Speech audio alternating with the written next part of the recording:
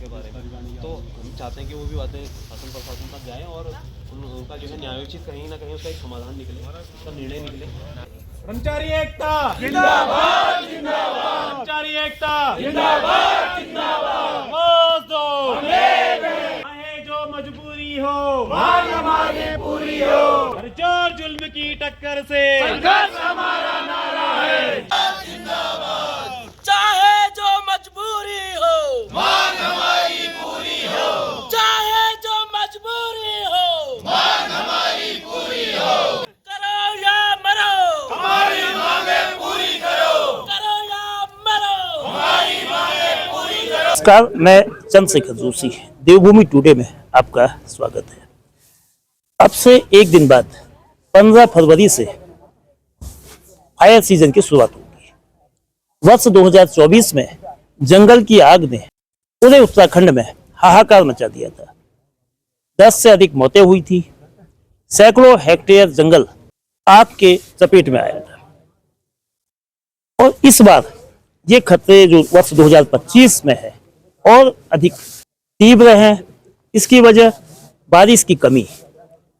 30 सितंबर के बाद आज 14 फरवरी है, बमुश्किल 20 मिलीमीटर बारिश अधिकांश पर्वतीय क्षेत्रों में हुई है और बर्फबारी अधिकांश जगह नहीं हुई। मौसम का ये रूप खेत खलिहानों से लेकर इंसानी सेहत, जल संकट के साथ साथ सबसे बड़ा खतरा जंगलों को लेकर है। जंगल कैसे फायर सीजन में बचेंगे, अधिक तापमान की जो आशंकाएं हैं, भीषण गर्मी की जो आहट है, उसको लेकर जो वन रक्षक है, वनों की रखवाली करने वाले, चाहे वन विभाग के अधिकारी कर्मचारी हों, चाहे वन पंचायत के लोग हों या ग्रामीण लोग हों, सबके सामने चुनौती है। इन चुनौतियों से निपटने के लिए, इनकी तैयारियों का जायजा लेने के लिए आज से एक दिन पहले 13 फरवरी को उत्तराखंड के 6 जिलों में मॉकड्रिल किया गया था। और उस मॉकड्रिल में कुमाऊं के 2 जिले शामिल थे। पिछली बार 5 से अधिक जान गंवाने वाला अल्मोड़ा जिला तो था ही। पुष्कर सिंह धामी, प्रदेश के मुख्यमंत्री पुष्कर सिंह धामी का निर्वाचन क्षेत्र वाला जिला चंपावत भी था।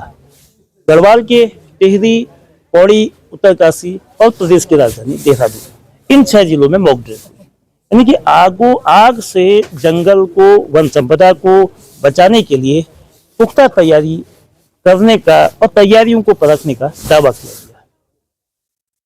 विभाग, शासन और सरकार की जो कोशिश है, कम से कम जंगलों का नुकसान हो, लेकिन वन विभाग के अधिकारियों के सामने ये चुनौती इस बार इसलिए मुश्किल होनी है कि जो उत्तराखंड के वन बीट अधिकारी, वन आरक्षी संघ है, वो हड़ताल पर है।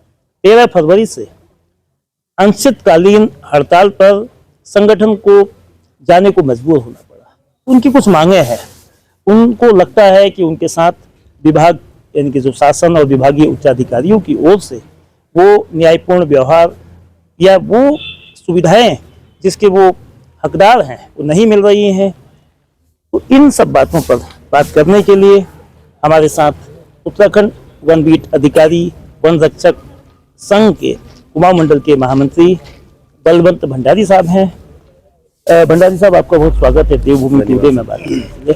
आज दूसरा दिन है, आप लोग काला फीता बांध कर विरोध कर रहे हैं और चंपावत डिवीजन ऑफिस में बैठे हैं। तो ये परिस्थितियां क्यों पैदा हुई कि जिस महकमे को या जिन अधिकारियों के, जिन कर्मचारियों के कंधों पर जंगल को बचाने की जिम्मेदारी है, उनको इतना कठोर कदम क्यों उठाना पड़ा? क्या वजह इसकी? सर धन्यवाद सर आपका। ये ऐसा है कि जो वन बीट अधिकारी संगठन उत्तराखंड में विमुख हुआ है, हमारे प्रांतीय कार्यकारिणी, प्रांतीय जो है निर्देशन पे यह निर्णय लिया गया है। इससे पहले इन मांगों को जो है, हमारी पूर्व से लंबित मांगे हैं, जिनको समय समय पे वन प्रशासन के उच्च अधिकारियों को समक्ष प्रेषित किया जा चुका है। कई बार इसमें पूर्व में भी धरने प्रदर्शन वगैरह ये सब कुछ हुआ है। लेकिन इन हमारी जो न्यायोचित मांगे हैं वन बीट अधिकारी की, एक वन आरक्षी की जो कि फील्ड में काम करता है, धरातल पर अपनी सेवाएं देता है, 24 घंटे अपने मुख्यालय पे अवेलेबल रहता है और इन जंगलों की सुरक्षा करता है, वन्य जीवों की सुरक्षा करता है। इनकी मांगों पर जब कहीं कोई सकारात्मक हमको निर्देश और सकारात्मक परिणाम जब नजर नहीं आने लगे, कोई इस पे कोई हवाला नहीं लिया गया। तो कर्मचारियों ने मजबूर होके, एक पूरे उत्तराखंड के कर्मचारियों ने मजबूर होकर यह निर्णय लिया, धरना और ये कार्य बहिष्कार करने का निर्णय लिया, ताकि हमारी जो बातें हैं वो शासन प्रशासन तक पहुंच सके और हमारी न्यायोचित मांगों पर निर्णय लिया जा सके और हमें एक सम्मानजनक स्थान मिल सके। तो आप लोगों की जो मांगे हैं, जैसे 4 मांग आप लोगों की मुख्य हैं, जो 2016 की आपकी जो सेवा नियमावली है जी, वो नियमावली आप लोगों को स्वीकार थी, लेकिन उसमें जो संशोधन हुआ है वो ऐसा क्या संशोधन है जिससे वन बीट अधिकारी, वन आरक्षियों को लगता है कि उनके साथ नाइंसाफी हो? जी देखिए, 2016 जब नियमावली हुई थी हमारे पास, क्योंकि पूर्व में ऐसी कोई नियमावली थी नहीं, वन बीट अधिकारी, वन आरक्षी जो है ऐसे बिना नियमावली के ही जो है कार्य वगैरह करता था। लेकिन हमें बड़ी खुशी की एक लहर पैदा हुई थी जब 2016 नियमावली आई थी। तो 2000 नियमावली, हमारी वन सेवा नियमावली ये कहती थी कि वन आरक्षी से वन दरोगा की में पदोन्नति के लिए उसकी 10 वर्ष की बाध्यता होनी चाहिए और 10 वर्ष की बाध्यता पूर्ण करने के बाद उसको जो है 100% पदोन्नति का अधिकार प्राप्त होगा। लेकिन जब 2018 की नियमावली जब संशोधित करके बनी तो उसमें कुछ 33.33% सीधी भर्ती से रखे गए थे और 66.66% हमारी पदोन्नति से रखे गए थे। तो उस पर भी इतना जो है हंगामा और इस तरीके का कोई इतना बहुत बड़ा रोष नहीं हुआ, क्योंकि हमें उम्मीद थी कि 66.66% का जो हमारा जो रेशियो है उसमें कहीं ना कहीं एक वन बीट अधिकारी जब 10 वर्ष की सफल सेवा अपने फील्ड क्षेत्र में करेगा और एक अनुभव ले लेगा तो उसकी पदोन्नति होगी। लेकिन आज ये 2024 और 2025 में हमारे जो साथियों को 12 साल, 13 साल, 14 साल हो चुके हैं और उनको पदोन्नति नहीं मिली है। तो 2018 सेवा नियमावली एक अभिशाप के रूप में हम लोगों के बीच में आई है और हमें उसके दुष्परिणाम आज समझ में आ रहे हैं। हमारी पदोन्नति बाधित हो गई है। तो इसी वजह से जो है ये रोष जो आप देख रहे हैं यहाँ पर और पूरे उत्तराखंड में देख रहे हैं, ये उसी का नतीजा है 2018 नियमावली। तो क्या 2018 और अब 2025 इन 6-7 सालों में आप लोगों के संगठन ने विभाग के मुखियाओं से और शासन से, सरकार से संवाद किया होगा, तो वो लोग क्या कहते हैं, क्या आश्वासन उनकी ओर से दिए गए? बार बार संवाद किया गया और कुछ समय तक पदोन्नतियां हुई भी, लेकिन ये विगत जो है 1-2 साल से कुछ इस तरीके का माहौल बना कि पदोन्नति सत्र जो एक वन आरक्षी के लिए रिक्त रहा। समस्त संवर्गों में यहाँ पर जो कर्मचारियों को पदोन्नति दी गई और एक वन आरक्षी को पदोन्नति नहीं मिलने से कहीं ना कहीं उसका मनोबल गिरा है। फरवरी से 15 जून तक फायर सीजन होता है, यद्यपि जून के बाद भी आप लोगों की तो जिम्मेदारी बारहमासी होती है और केवल जंगल की आग नहीं बल्कि वन तस्करों से लेकर कठिन हालातों में काम करना पड़ता है। तो अब क्या कल से जो फायर सीजन के दौरान भी आप लोग काम से विमुख होंगे या इस पर क्या आप लोगों का निर्णय रहेगा? विभाग के उच्चाधिकारी क्या कोई संवाद कर रहे हैं आप लोगों के जो प्रांतीय नेतृत्व है उससे? जी सर, अभी विभाग में हमारे जो मानव संसाधन विभाग द्वारा जो हमारे उच्चाधिकारी वहाँ पर हैं, प्रतिनिधिमंडल को वार्ता करने के लिए, तो हम ये आस लगाते हैं कि ये वार्ता सकारात्मक रहेगी और हमारे पक्ष में परिणाम आएंगे और जैसे ही प्रांत कार्यकारिणी जिस प्रकार का भी निर्णय लेगी वो निर्णय हमें स्वीकार होगा। उनको 2018 की जो सेवा नियमावली है जिसको संशोधित करके बनाया गया है और उसमें जो सीधी भर्ती का 33% हिस्सा सीधी भर्ती से भरा जाना था, उसके बाद भी कुछ ऐसी स्थितियां हुई हैं जो उनके लिए स्वीकार्य नहीं है। तो सेवा नियमावली में संशोधन को वापस लेने से लेकर एक साल में 13 माह का वेतन, इसलिए कि उनकी सेवा ऑफिस के हिसाब से 10 से 5 नहीं होती है बल्कि वो 24 घंटे दिन और रात जंगल की अलग अलग चुनौतियों का सामना उन्हें करना पड़ता है। वन्य जीव जंतु तो है ही, जंगल की आग है, जंगल में चोरी जो वन संपदा की होती है, इन सबको बचाने की जो ज़मीनी स्तर पर सर्वाधिक जिम्मेदारी होती है वो वन आरक्षी और वन बीट अधिकारी और वन आरक्षी की होती है। अब इस बार जो 15 फरवरी से फायर सीजन शुरू कल से हो रहा है, अब से चंद घंटों बाद, उसको लेकर एक भयानक संकट रेस सरकार के सम्मुख भी एक गंभीर चुनौती होगी कि वो इसको कैसे टैकल करती है। 2 अन्य मांगे जो हैं, 10 साल की सेवा पूरी करने के बाद जो एक पदोन्नति का मामला और इसके अलावा जो रैंक के हिसाब से एक स्टार की सुविधा देने की मांग कर रहे हैं।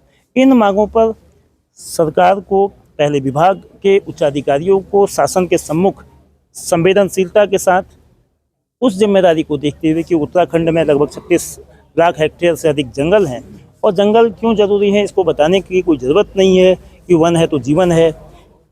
कोरोना के समय लोगों ने ऑक्सीजन का भारी संकट देखा, पर्यावरण का संकट दिल्ली की यमुना से लेकर देश के महानगर और अब छोटी छोटी जगहों में नजर आते हैं। तो पर्यावरण की हिफाजत, जंगलों की सुरक्षा का जो दायित्व है, जिस श्रेणी पर है, जिस कैडर पर है वन आरक्षी और वन बीट अधिकारी, अगर वे आज सड़कों पर हैं, अगर वो आज अपने काम से अलग होकर हड़ताल की ओर, कार्य बहिष्कार की ओर काला फीता बांधने को मजबूर हैं और पूरे प्रदेश के सभी डिवीज़नों में ये स्थिति है, तो ये स्थिति यकीनन चिंता पैदा करती है।